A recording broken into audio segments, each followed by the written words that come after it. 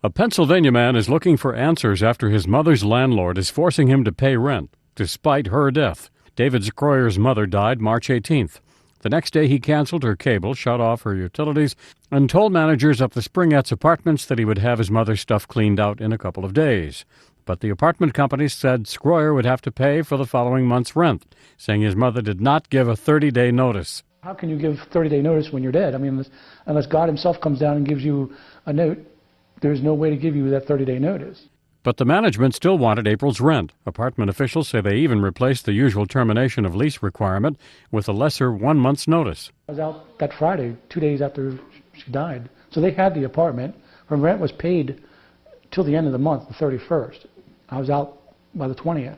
So they could have rented it if they chose to. They could have rented it that.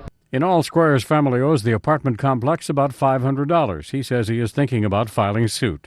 Rent was paid till the end. She didn't use the apartment in April.